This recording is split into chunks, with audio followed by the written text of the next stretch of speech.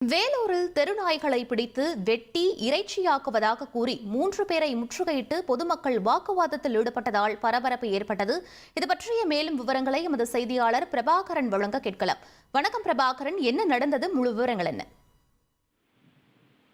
வணக்கம். வேலூர் தலவன்பேட்டையை சேர்ந்தவர் பிரேமானந்த். இவர் திருவலம் பக்கத்துல இருக்கக்கூடிய குகைநல்லூர் பகுதியில ஒரு தனியார் இடத்தை வாடகை எடுத்து கடந்த 3 மாதங்களுக்கு மேலா இருந்து வந்துட்டு இருக்காரு. அந்த இடத்துல நாய்களை வேட்டையாடி இறைச்சியா விற்பனை செய்வதா அந்த பகுதி மக்கள் குற்றம் சாட்டியது மட்டும் இல்லாம அந்த சம்பந்தப்பட்ட இடத்தை முற்றுகையிட்டு போராட்டத்தில் ஈடுபட்டு இருக்காங்க.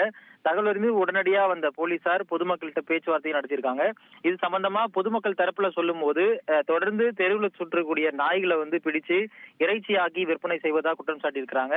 இது சம்பந்தமா புகாருக்குள்ளாகி இருக்கிற பிரேமானந்த் சொல்லும் போது நாய்களை தெருவில் சுத்தக்கூடிய நாய்களை பிடித்து கருத்தடை செய்யறதுக்காக பிடிக்கிறோம், எங்க கிட்ட அதுக்கான முறையான உரிமமும் வச்சிருக்கிறோம் அப்படிங்கிற மாதிரி பிரேமானந்த் சொல்லியிருக்கிறாரு.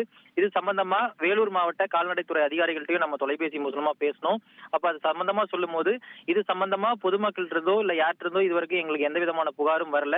தொண்டு நிறுவனமா இருந்தாலும் கூட நாய்களுக்கு கருத்தடை செய்யும் போது உள்ளாட்சி நிர்வாகத்துடன் இணைந்துதான் செயல்படணும் அப்படிங்கிறது விதி. இருந்தாலும் இது சம்பந்தமா ஆய்வு செய்து முறையான நடவடிக்கை எடுக்கப்படும் சொல்லியிருக்கிறாங்க. இருந்தாலும் இது சம்பந்தமா குகைநல்லூர் விஏஓ காவல் நிலையத்தில் புகார் கொடுத்திருக்கிறாரு. புகாரின் அடிப்படையில அந்த பிரேமானந்த் என்பவரையும் மற்ற 3 பேரையும் பிடித்து விசாரணை செய்து வந்துக்கூடிய சூழல்ல உடனடியா அந்த இடத்துல இருந்து அந்த இடத்தை காலி செய்து முறையான உரிமையம் பெற்றது போலீஸ்ட விசாரணைக்கு ஆஜராகணும் உத்தரவிட்டிருக்காங்க. இன்னும் சற்று நேரத்துல கால்நடைத்துறை அதிகாரிகளும் இந்த சம்பந்தப்பட்ட இடத்துல ஆய்வு செய்ய இருக்கிறாங்க. விவரங்களுக்கு நன்றி பிரபாகரன்.